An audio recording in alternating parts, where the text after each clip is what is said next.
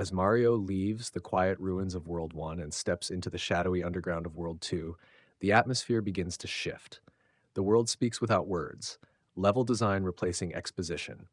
Pipes lead downward, torches flicker in caves, and enemies become bolder. The Mushroom Kingdom is not just a place of castles and green fields, it is layered. Above ground are reminders of the kingdom's joy and color. Below, decay, abandonment, and danger. Each world is composed of 4 levels, 3 increasingly complex platforming sections followed by a fortress. The pattern mimics an ascending threat. World 1-1 begins with grassy fields and bright skies, but by 1-4, Mario stands at the mouth of a blackened stone corridor. Lava bubbles beneath broken walkways. Fire bars rotate silently, and at the end stands a creature that breathes fire and mimics Bowser's silhouette. Yet upon defeat, reveals only a Goomba or Koopa in disguise. The pattern repeats again and again. False kings, false endings, and a constant reminder, this is not over. World 2's terrain introduces vertical space. Pipes carry you up or down. Luckitus hover above, throwing spiny eggs like distant artillery. Bullet bills streak horizontally. The Mushroom Kingdom is not only corrupted, it is evolving against the intruder. Platforms shrink, pits deepen, secrets become more elusive. Yet Mario adapts, driven not by a voice in his ear, but by the game's rhythm. Learn, try, fail, succeed. As the levels grow darker, the weather seems to follow suit. World 3 brings night. Blocks and backgrounds shift to cooler tones, wind whistles in high ledges. Enemies appear in patterns that punish haste. Hammer Bros arrive. With precision throws and erratic movement, they act like mini-bosses, often more frustrating than Bowser himself. They don't guard castles, they guard progress. Their presence alone is an escalation in threat. By World 4, the game's midpoint, there is no pretense of gentleness. Bloopers swim in waterlogged levels, Cheep Cheeps leap from the sea, interrupting Mario's jumps. Here, water is not beauty, it is constraint. Swimming is clumsy, movement is delayed, Mario's vulnerable, slow, uncertain. Each underwater fortress reminds players that Bowser's magic pervades all environments, even the oceans once thought safe. World 5 plays tricks on expectation. It mirrors World 1 in many of its structural beats, but adds chaos. Randomized enemy groupings, sudden pitfalls, moving platforms over nothingness. It implies Bowser has adapted. The repetition from earlier levels is used against you, lulling players into pattern recognition, then breaking that pattern suddenly. You jump when you should pause. You run into fire instead of timing carefully. The game is not cruel, but it is testing whether you've truly understood its language. World 6 leans into verticality. Tall platforms demand more accuracy, trampolines appear, cannons fill the skies, clouds become ledges. You are now navigating a kingdom at height, a far cry from the grounded forests of World 1. There's a sense of detachment, a feeling that you've climbed too high, lost sight of the ground. And perhaps that's what Bowser intends. The kingdom is breaking in layers, beneath, on land, and now in air. World 7 is pure attrition. There's no new scenery, no visual surprises, but everything is harder, faster, less forgiving. Levels feel longer, enemies repeat, pipes loop endlessly, some castles turn into mazes. Bowser is not just sending forces, he is distorting reality. The castle itself begins to fight against Mario. Choose the wrong path and you return to the start. There is no more linearity. The world is actively resisting rescue. Then World 8, the final gauntlet. Black skies, endless pits, bullet bills fire without warning. Bowser's army appears in full force. Lakitus, bloopers, Hammer Bros, and multiple fake Bowsers. The game throws everything it has left. Here, the level design shifts into symbolism. There are no breaks, no secrets, no joyful music, just dread. Bowser's true castle is filled with lava, rotating fire wheels, and claustrophobic corridors. It is not a test of skill anymore, it is survival. But Mario survives. Through memorization, pattern recognition, and sheer player will, he reaches the final bridge. Bowser appears, larger, more aggressive. Fireballs flood the screen. One mistake, and you fall into lava. But defeat him, and the illusion breaks. The princess appears. There are no fanfares, no scrolling text beyond a single line. But her presence standing on solid ground is a moment of clarity. The Mushroom Kingdom is not completely lost. The darkness is not forever. Yet the player is not done. Press start to play again. The loop begins. But something is different. This time, the player carries knowledge, skill, determination. That is Mario's reward. And the kingdom's salvation lies not just in a cutscene, but in every brick broken, every jump made, every step taken rightward. As Mario journeys further, the repetition of levels, the rhythm of jumps, and the spacing of obstacles begin to create a language. It's not just that the player learns the world also begins to respond to the player's learning. The Mushroom Kingdom evolves in silence, revealing itself in how it teaches and tests. Each world repeats the same pattern: three stages of growing challenge, followed by a fourth stage, a fortress, a symbol of Bowser's grip on the land. But this repetition is not redundancy, it is ritual, a deepening, a layering. With each fortress, the illusion that Bowser holds direct power is exposed. Each time Mario defeats the creature impersonating Bowser at the end of a world, a toad appears instead of Princess Peach. Thank you, Mario, but our princess is in another castle. The line has become iconic, but within the world, it's tragic. A reminder that the hero's efforts, while brave, are not yet enough. World by world, the Mushroom Kingdom tells its story not through dialogue, but through pacing and escalation. World 3, for instance, brings with it nighttime. It's a subtle shift, but meaningful. The colors are darker, the enemies faster, and the platforms less forgiving. Everything becomes tighter, more compressed. Enemies are placed with greater intention. Koopa paratroopas bouncing in tighter arcs, piranha plants timing their movement perfectly to interrupt jumps. The message is clear: you are no longer welcome. This world resents your presence. By the time Mario reaches World 4, his quest is less about discovering where the princess is and more about endurance. This world introduces Cheep Cheeps leaping from below, transforming the act of jumping into a risk. It features Lakitus above, throwing enemies from the sky. Danger now comes from all directions. The Mushroom Kingdom isn't just ruled by Bowser, it has been militarized. Its skies, seas, and land have been turned against Mario. Even the game's silence is weaponized. Unlike modern games, there are no voice lines or cutscenes to remind you of your objective. The world speaks in obstacles. It communicates through punishment and reward. A mistimed jump is death. A well-timed one brings progress. This dynamic creates a tension that remains constant through the game's 8 worlds. The simplicity of this design is deceptive. It mirrors the structure of a fairy tale: a humble hero, an evil king, a trapped princess. But Super Mario Bros. Avoids the temptation to explain itself. There's no grand speech from Bowser, no explanation for why the Mushroom Kingdom is filled with fire-spitting plants, floating coins, or magical mushrooms. Instead, the world is experienced. It is traversed. Its logic must be understood through trial and error, muscle memory, and intuition. Every power-up Mario collects, whether a super mushroom that makes him grow or a fire flower that lets him throw fireballs, isn't just a tool. It's a shift in how he interacts with the world. Growing allows Mario to break bricks and take damage without dying. The fire flower adds range and offense. But these powers are always temporary. One mistake, and they're gone. Progress is conditional, fragile.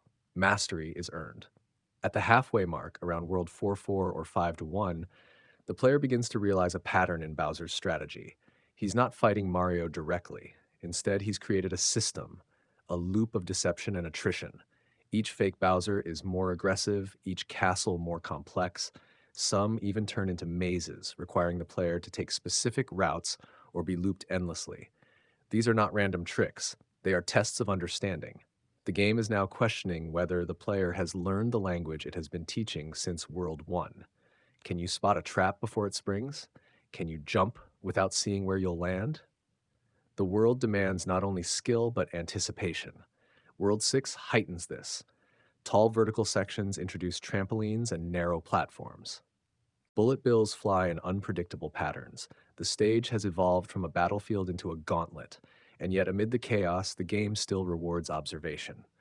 Secret blocks remain hidden in ceilings, warp pipes offer shortcuts. There are ways to skip sections, but they require knowledge. The Mushroom Kingdom, for all its hostility, respects the clever. And as Mario pushes forward, the world stops pretending to be fair. World 7 is the collapse of the familiar. Enemy placements become chaotic. The timing of obstacles is offbeat, dissonant.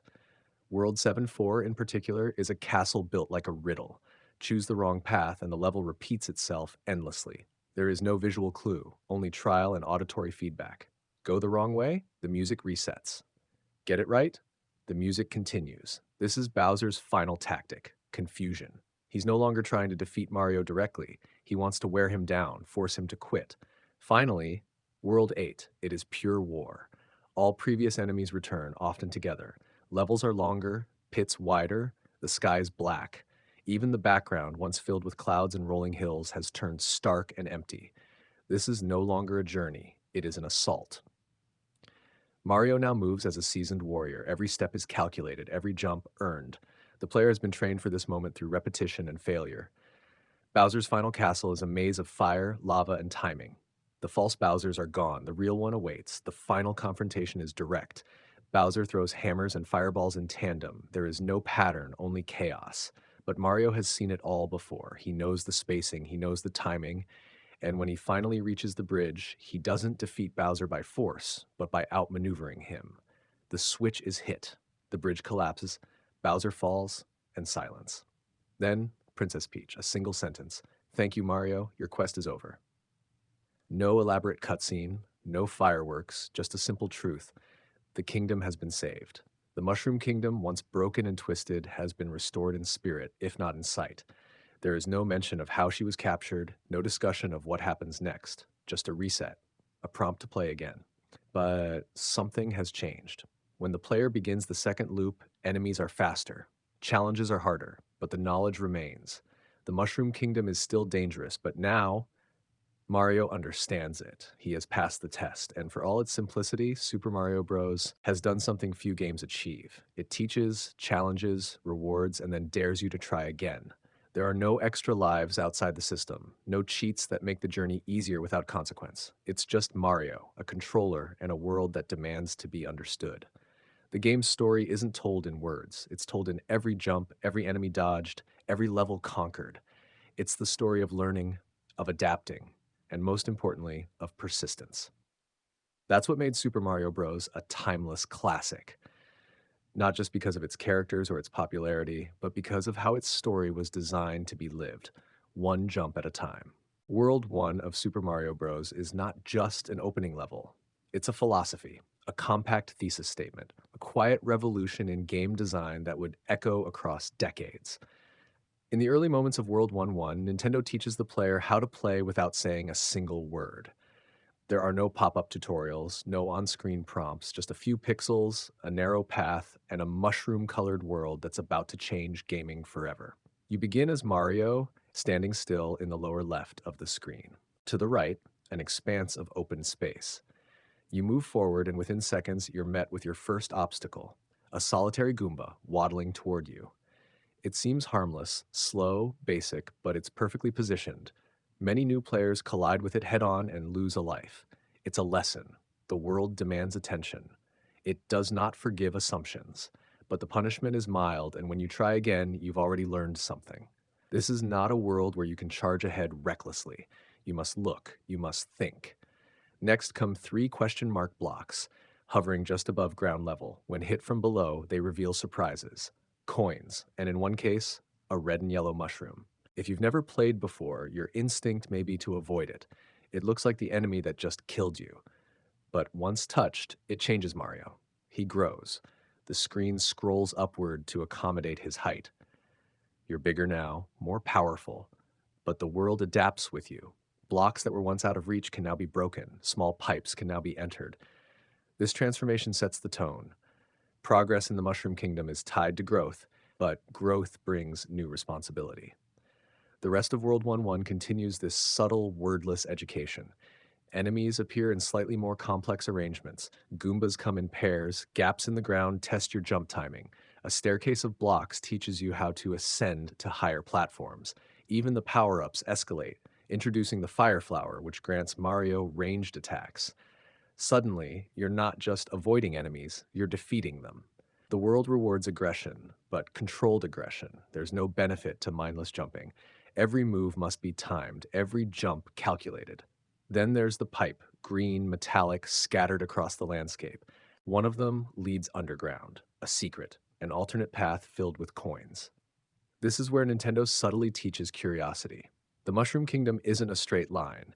Exploration is not only allowed, it's essential. There are invisible blocks, hidden shortcuts, warp zones. World 1-1 gives you a taste of this, just enough to encourage you to look beyond the obvious.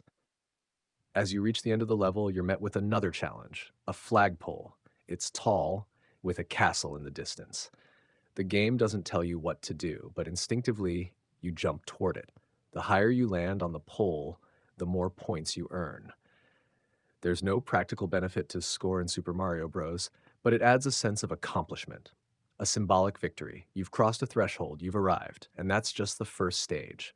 World 1-2 shifts the tone completely. It takes place underground, cloaked in dark blues and grays. The cheerful sky is gone. The background is still, echoing. Pipes stretch down into the floor, and the music changes to a slower, more mechanical beat. This is a world of constraint. The ceiling is lower, your jumps are limited, there's less room to run, to breathe. Enemies come from tighter angles, and the floor becomes dangerous. Platforms begin to move.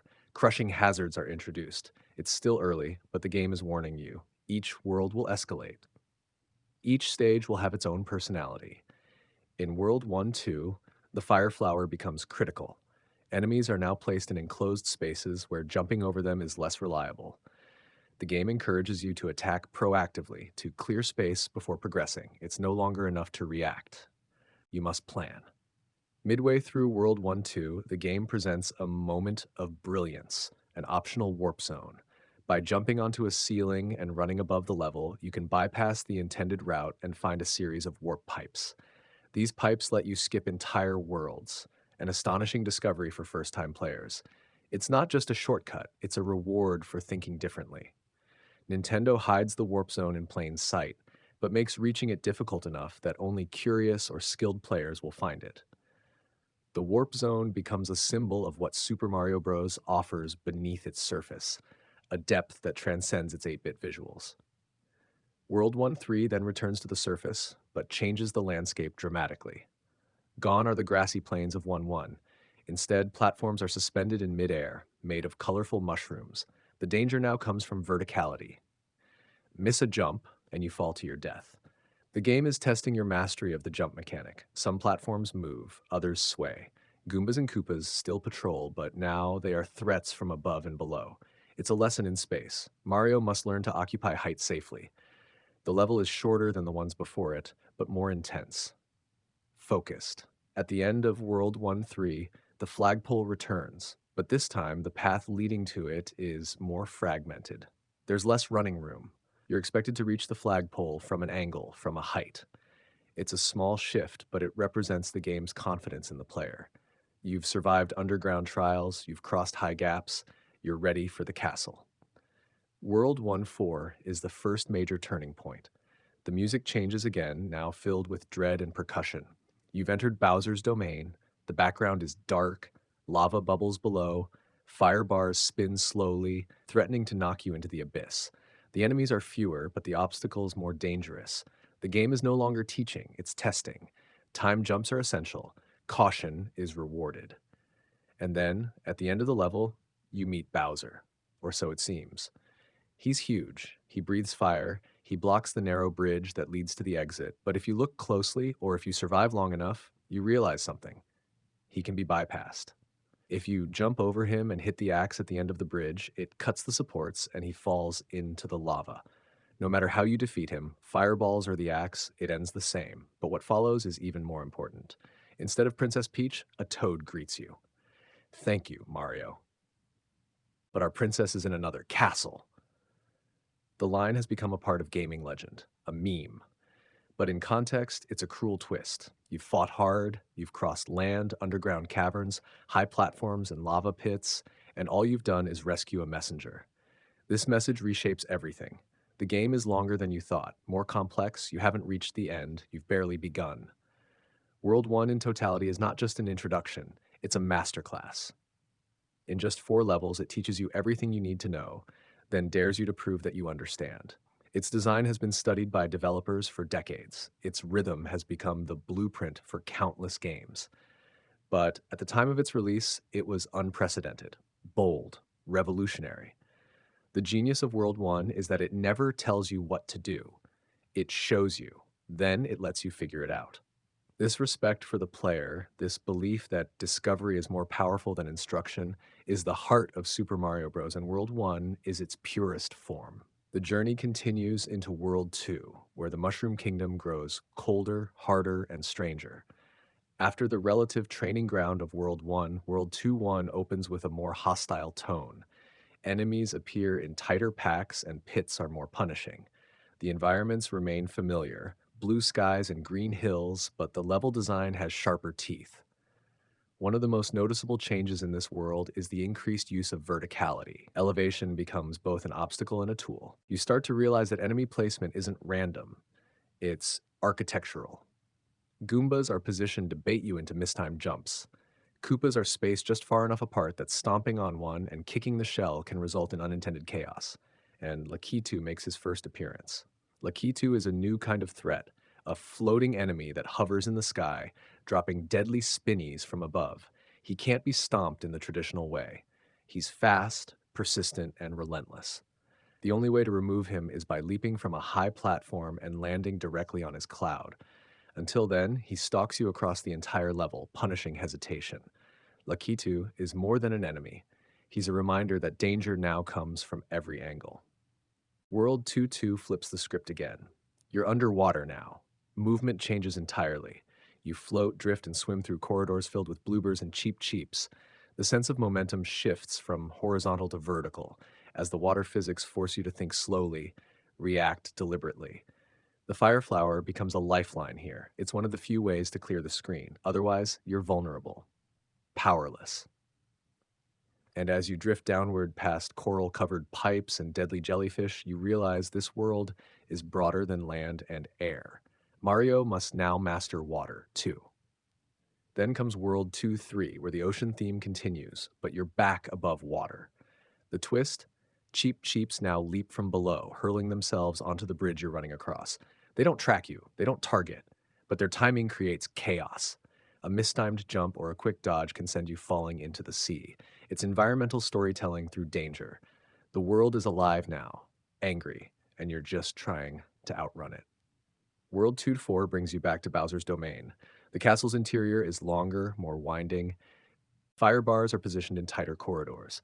Lava pits stretch across narrow platforms. The air is thick with danger. Bowser himself is unchanged in form, but the space around him is different. The stakes feel higher, even though the pattern remains. Reach the axe, drop him into lava, and once again, Toad appears. No princess, just another promise. World 3 marks another tonal shift. Night falls. World 3 Type 1 is cloaked in darkness, a navy blue sky replacing the usual pastel hues. It's not just cosmetic, it changes how you read the screen. Shadows obscure platform edges. Enemies feel faster in the dark. The most iconic addition here is the Hammer Bros, a duo of heavily armed enemies who throw projectiles in a chaotic arc. They pace platforms, throw in bursts, then pause, baiting you into mistakes. They break the rhythm of the game. Unlike Goombas or Koopas, the Hammer Bros demand real strategy. Do you run beneath them, wait for the gap, or sacrifice a power-up to force your way through? They're not mini-bosses, but they feel like it. Later in the same world, you encounter multiple stacked Goombas and Koopas in formations meant to overwhelm. Precision becomes everything. The Fire Flower helps, but it's not a guaranteed win. Miss a jump, and you lose your edge. World 3-2 returns to the daytime, but adds a new kind of tension. Blind jumps. The platforms are thinner. Gaps are wider. The space between question blocks and hazards shrinks. It's not about reflex anymore, it's about anticipation. You have to know what's coming. The game is training your intuition. In 3-3, you're back in the sky. Mushroom platforms sway side to side. Some move slowly, others rapidly. It's not about difficulty alone, it's about timing, patience, and rhythm. Jump too early, and you miss. Too late, and you're crushed or left behind. It's a ballet of bouncing. The platforms feel alive, almost like they're resisting you. World 3-4 deepens the castle formula. Lava bubbles now shoot upward without warning. Fire bars are placed closer to entry points, giving you less room to react. And Bowser now throws hammers in addition to fire. It's a brutal combination. Your only chance is to approach carefully, jump cleanly, or brute force your way through with invincibility. But once again, the reward is another Toad, another message, and no princess. World 4 begins with a trick. In 4-1, Lakitu returns, but now the platforms are shorter, the pits more frequent, and the spinnies drop faster. You've met him before, you know the danger. But now, the space punishes hesitation. The game is now remixing elements you've seen before, but pushing them harder, layering difficulty. Familiarity isn't safety, it's a trap. 4-2 shifts back to underground, but now it's layered with vertical exploration. Vines stretch skyward, revealing secret coin heavens. Warp zones hide behind breakable walls, pipes loop backward. The level is nonlinear, almost maze-like. This is where Super Mario Bros. Truly begins to reward explorers. If you're willing to think beyond left to right, the world opens up. You can skip forward, discover treasures, uncover design tricks. World 4-2 is one of the earliest showcases of emergent gameplay in a platformer. Then comes 4-3, and the mood lightens. Briefly, the sky returns. Platforms become narrower. Jumping precision is critical now. Some ledges are only 2 blocks wide. Others bounce, forcing you to time your landings perfectly. It's not about trial and error. It's about muscle memory. The space between success and death is razor thin. World 4-4 is the first maze castle. If you take the wrong path, the level loops infinitely. There's no warning, no flashing sign that you're wrong. You have to notice the pattern yourself. Go high, go low. Listen to the music. It resets if you're wrong. Advance only if it continues. It's a test of perception, a puzzle hiding inside a platformer. The boss fight is standard, but reaching it is not. The reward? Still no princess. Still a toad. But at this point, you expect it. You're not here for the rescue anymore, you're here for the journey. World 5 begins without mercy. The game knows you've seen every enemy type by now, so it doesn't introduce new enemies. It throws more at you, faster, in tighter spaces. World 5-1 leads with a mix of high-speed Goombas, Koopas positioned for precision shell ricochets, and Hammer Bros that force you to play reactively. But the game also offers a hint of mercy, wide platforms. It's teaching you that although it will be faster, meaner, and trickier, it's still fair. For now. Then comes 5-2, and things get more chaotic. Enemies are now placed not just to challenge, but to mislead. Jump over a Koopa and you might land on a Goomba. Fireballs bounce unpredictably across tight terrain. The level seems to expect that you've mastered how far Mario can jump, how long to hold the button, when to let go. The Fire Flower is no longer a luxury, it's survival. Without it, the sheer number of enemies can feel suffocating. But still, there's elegance in how the game tests you. It's less about difficulty for difficulty's sake, and more about showing you how far you've come. World 5-3 brings back the swaying mushroom platforms, but now in more unpredictable sequences. You must jump between smaller ledges at faster intervals, often with Hammer Bros waiting near the exits. It's a race, and the finish line is just barely in sight when you make a leap of faith from one moving platform to the next. There's no room for error now, no more training wheels. World 5-4 is another maze castle, but this time the pattern is less forgiving. The wrong path takes you back further. The fire bars are tighter, lava bubbles shoot more frequently. It's more than repetition, it's escalation. Bowser greets you with hammers and flame, but at this point it's second nature. You know how to win, you know the pattern. So you go in confidently and drop him into lava once again. Still, another toad. Still, no princess. World 6 is where the game starts to lean into psychological pressure. The visuals become more stylized. The level design uses less space, tighter corridors, fewer recovery options, more vertical traps. World 6-1 reintroduces Lakitu, but this time with more pits, fewer platforms, and less time to react. The spinnies fall faster. There's nowhere to run. You either beat him or he beats you. World 6-2 returns to the underground, but this one's a labyrinth. It's narrow, claustrophobic, the ceiling presses down, blocks are placed to trap you, coins bait you into jumps that lead to enemies. It's a level built around restraint. Speed won't help you here, only caution. Then comes 6-3, a high elevation platformer level where the Mushroom Kingdom feels more vertical than ever. You leap between distant ledges, using Buzzy Beetles and Paratroopas as both hazards and tools. Some platforms are single blocks wide, others are just barely within reach. You have to time your run with perfect rhythm, not just jump at the right time, but land on a moving platform while an enemy patrols it. It's a test of everything you've learned since World 1. And 6-4, another maze. Fire bars, potaboos, tight corridors, Bowser is relentless. The music, the claustrophobic bricks, And the endless sense of looping, it's all meant to wear you down. The fire jumps are timed just closely enough to deny you breathing room. The moment you slip up, you're back at the start. But if you've made it this far, your instincts begin to sharpen. You don't guess, you remember. And when Bowser falls into lava this time, it feels more like a victory over the game itself, not just the enemy. World 7 doesn't hold back. 7 to 1 is chaos incarnate. It throws every enemy type at you. Lakitu, bullet bills, piranha plants, hammer bras, all at once. It's a test of composure more than reflex. Do you panic when you see a cloud raining spinnies while a bullet bill fires from the side and a Koopa guards the exit? Or do you stay calm, time your run, and execute with precision? 7-2 pulls you back into the water. You'd think the change of pace would be relief, but it's not. Now the fish swim in tighter formations. The bloopers chase you with more aggression. Power-ups are scarce. The level scrolls slowly, dragging you through the gauntlet like a trap. You feel weightless, yet vulnerable. Mario's floaty controls make sharp turns difficult. You're never in full control. That's the point. Then comes 7-3, one of the most underrated levels in the entire game. It returns to the bridge over open water, with Cheep Cheeps now flying higher more frequently. Their arcs intersect with your jumps. It becomes a bullet hell disguised as a platformer. Every leap must be calculated. You can't just run. You can't just dodge. You have to thread the needle between timing and trajectory. It's brilliant. It's brutal.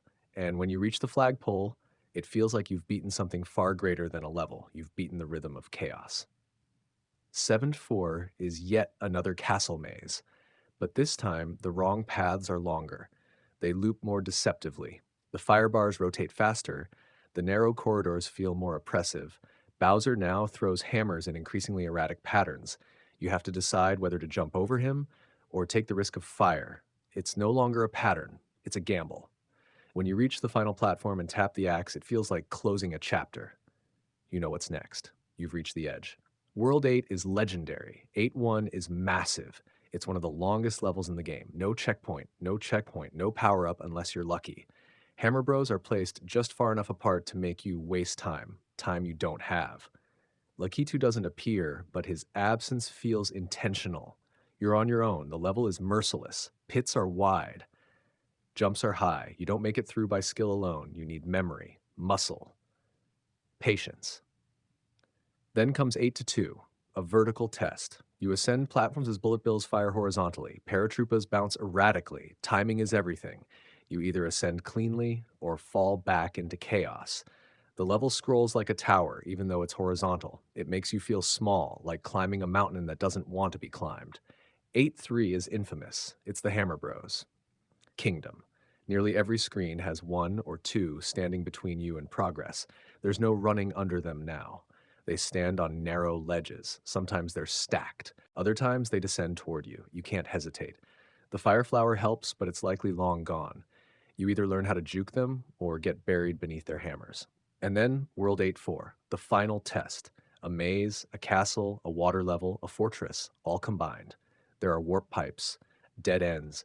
Cheep Cheeps swim beside lava. Bowser clones guard doorways. It's not just difficult, it's surreal. You've never seen so many styles in one level. The music loops endlessly. You die and you restart all of World 8. No checkpoints, no mercy, just design. Perfect, brutal design. But if you make it through, the final room appears. Lava, platforms, Bowser. He throws hammers, breathes fire, jumps without warning. He's not harder than the last versions, but the pressure makes it feel that way. There's no power-up nearby, just you and him and the axe behind him. You run, you jump, you pass under him just as he leaps. Tap the axe, the bridge collapses, and for the first time, the real princess appears. She thanks you. The music changes. You've won. Not just a level. You've completed Super Mario Bros. Mario. One name, one mustache, one of the most recognizable characters in the history of video games. But his origins weren't as grand as the legacy he would eventually build. Mario was first introduced not in Super Mario Bros., but in the 1981 arcade game Donkey Kong, where he was simply called Jumpman, a carpenter, not a plumber, a man leaping barrels to save a damsel in distress from an angry ape. Even then, he carried a red cap, blue overalls, and a fierce determination, all before his name was ever officially Mario. The name Mario was inspired by the landlord of Nintendo of America's warehouse in the early 1980s, a man named Mario Segale. It was an internal joke that turned into a permanent identity.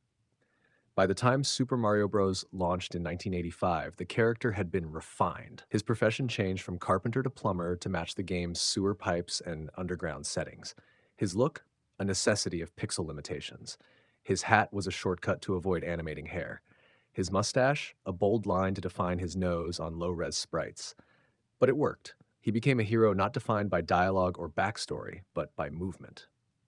Mario's legacy was born not from storytelling, but from the feeling of control. He could jump further, run faster, and respond more sharply than any other game character at the time. Every pixel of Super Mario Bros. Revolved around making him feel right. From the physics of acceleration to the sound of a jump, Mario was the game. Mario isn't superhuman. He's not a soldier or a god. He's a blue-collar worker who became a hero because he had to. The Mushroom Kingdom was invaded. Princess Peach was taken. The citizens were turned into bricks, pipes, and obstacles, and he, alone, could put things right, not with weapons or speeches, but with jumps, with fireballs, with timing. He became a symbol not just for Nintendo, but for video games themselves. Alongside him, another figure emerged, Luigi, his younger brother. A palette swap in the original game, Luigi was player 2, green where Mario was red, taller in later games, slightly clumsier. But in Super Mario Bros., he's identical in function. The game doesn't tell you they're brothers, not explicitly, but the box art, manuals, and later titles confirm it.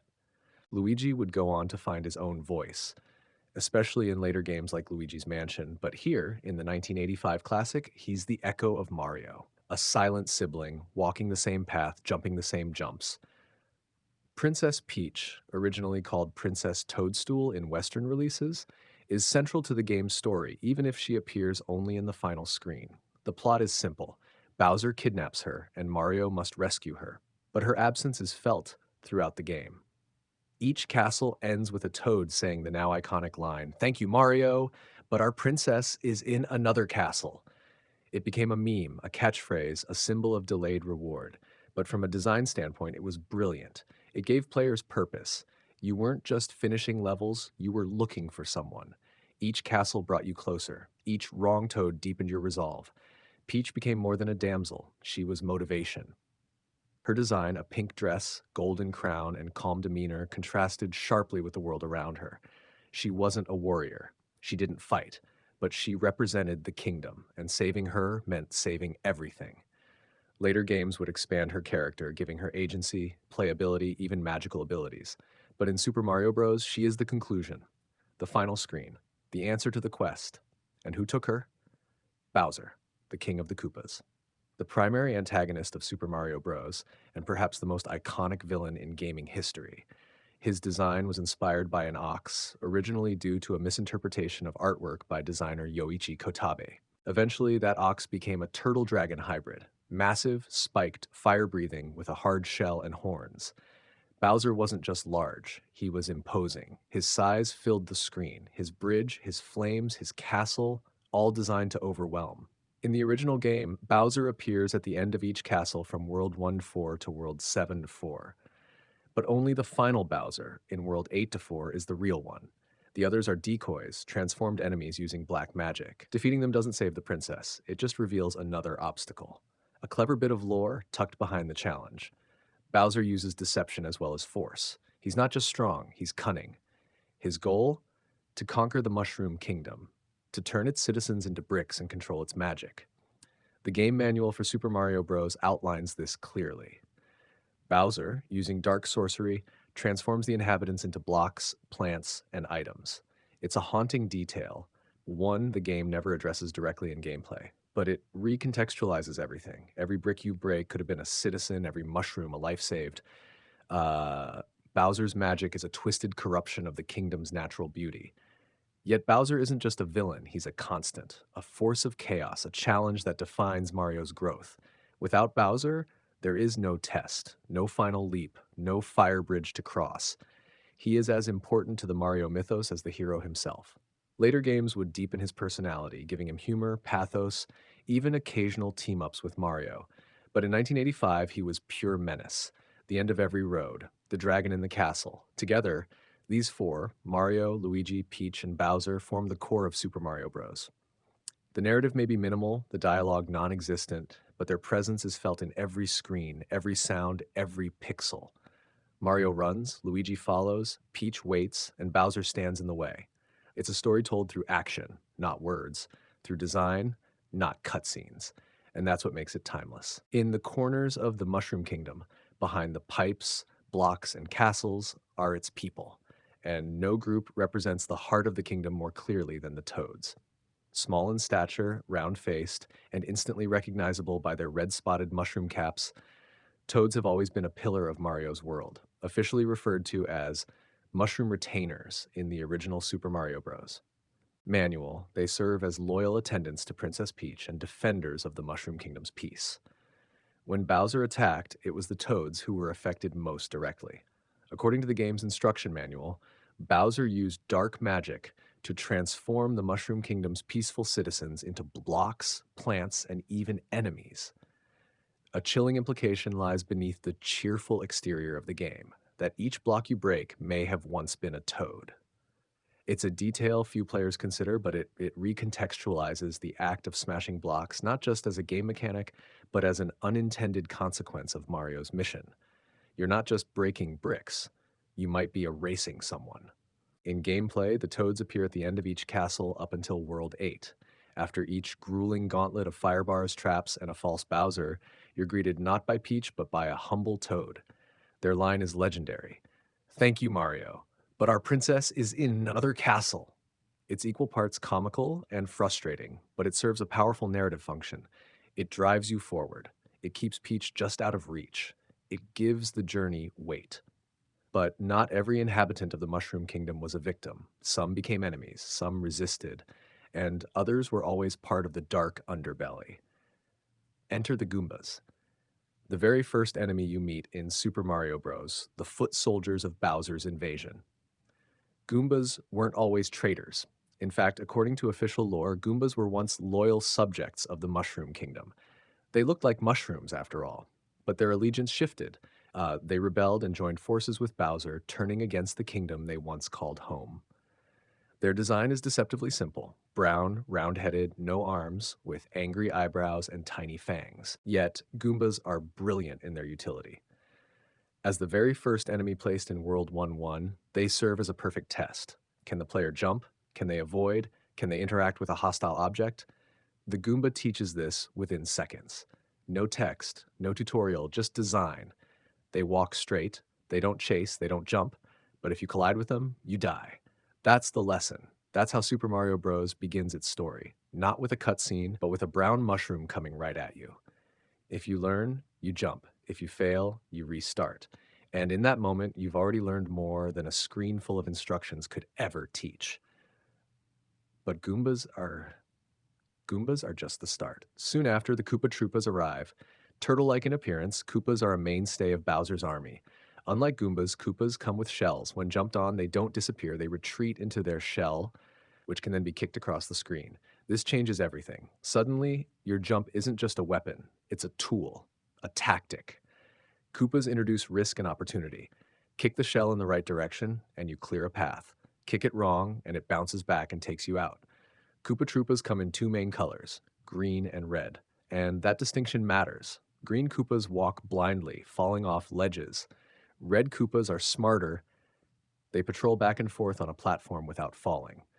This subtle difference forces the player to adapt. You can't treat every enemy the same. You have to observe, respond. Later in the game, you'll meet Paratroopas, Koopas with wings. They jump or fly, requiring new timing. Some fly in arcs, others bounce in place. The evolution is gradual, but intentional.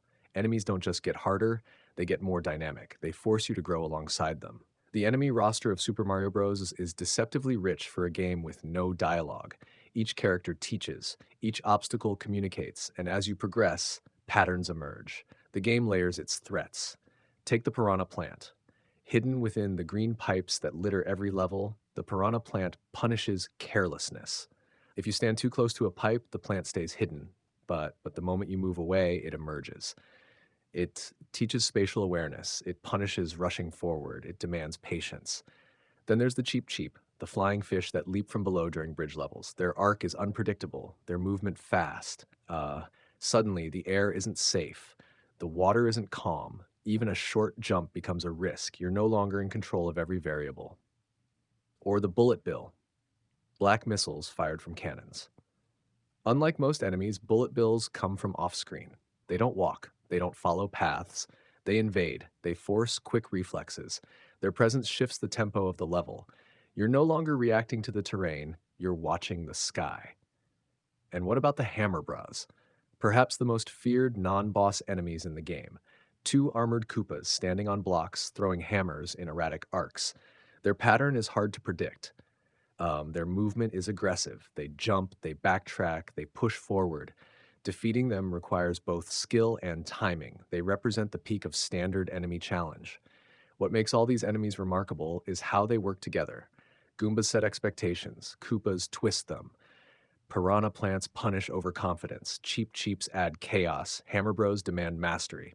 It's a progression, a curriculum. The game doesn't just get harder, it gets smarter. And it expects the same from you.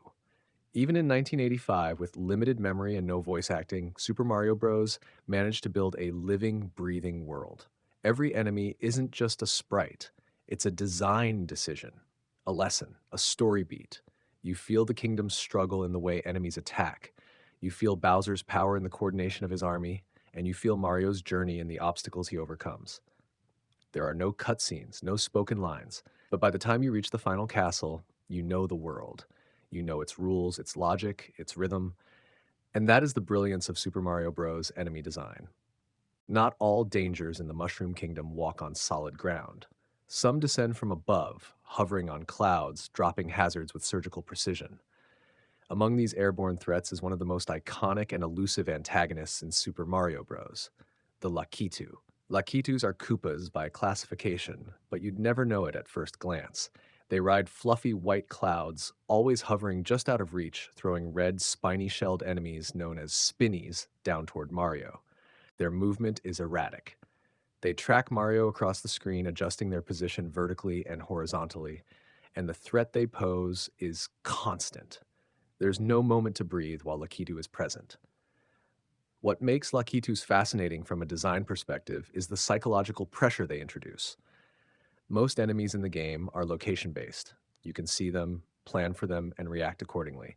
But Lakitu floats above that logic. His spinnies come from above. You don't just deal with one enemy, you deal with a continuous cascade of danger. The game becomes a live hazard zone, and you are its target. The spinnies themselves are a study in constraint. Covered in sharp red spines, they're one of the few enemies Mario cannot jump on safely. This breaks a cardinal rule. From the start of the game, the player is taught, jump on enemies to defeat them. But spinnies punish that habit. If you try, you'll take damage.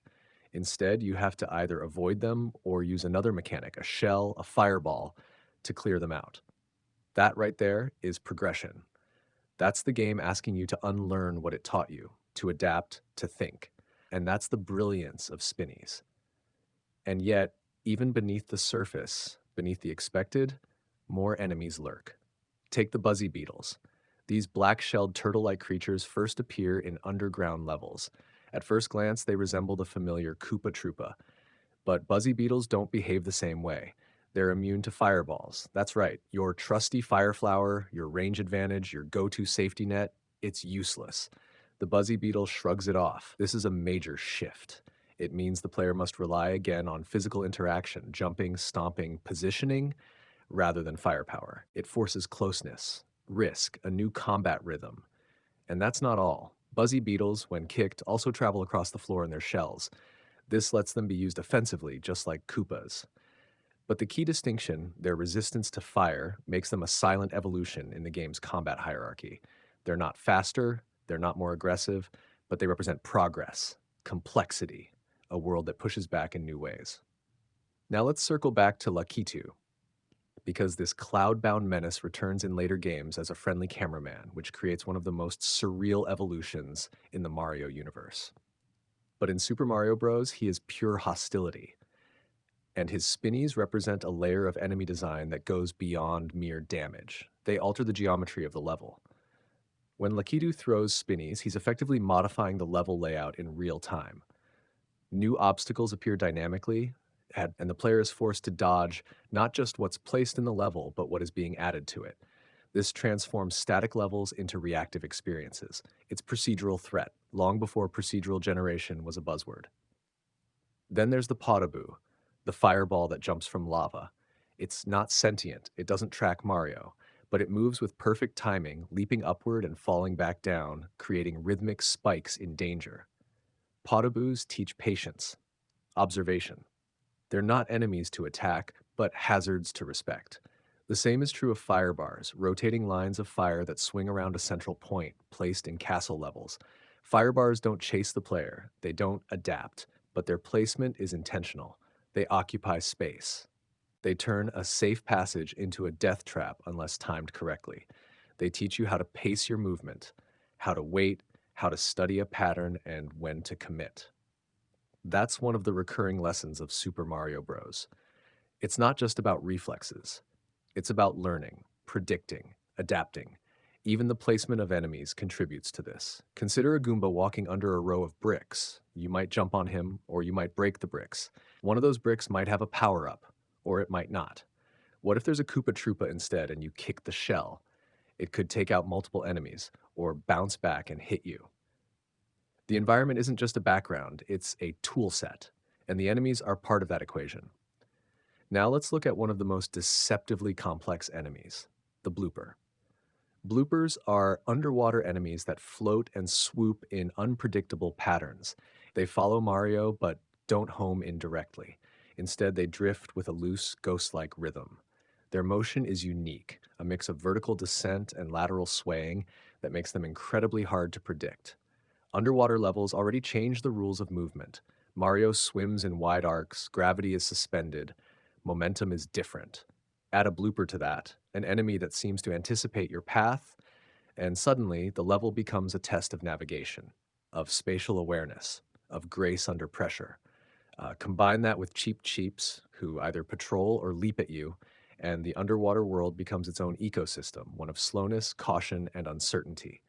It's not just water themed, it's water logic, a different set of principles altogether. Each enemy in Super Mario Bros. Isn't just a challenge, it's a reflection of the environment it inhabits. Bloopers belong underwater, Lakitus belong in the sky, Podoboos belong in lava. They define the biome they occupy. And in that sense, enemies aren't just foes, they're narrators. They tell the story of each area. And you know you're in a castle because of the fire bars. You know you're in the sky because of Lakitu.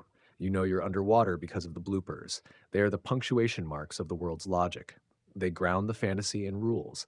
And once you understand those rules, you begin to master the world itself. And now we turn to the final tier of threat, the architect of chaos, the tyrant of the Mushroom Kingdom, the ultimate test that Super Mario Bros. Prepares you for from the moment you hit that first Goomba, Bowser, or rather, Bowsers. Because in a clever twist of design and lore, the game doesn't place the real Bowser at the end of every castle. In fact, the game only features the true Bowser in World 8-4.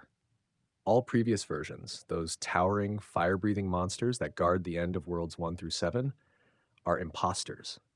They're actually minions, usually disguised enemies such as Goombas, Koopa Troopas, or even Buzzy Beetles, using dark magic to take on Bowser's form.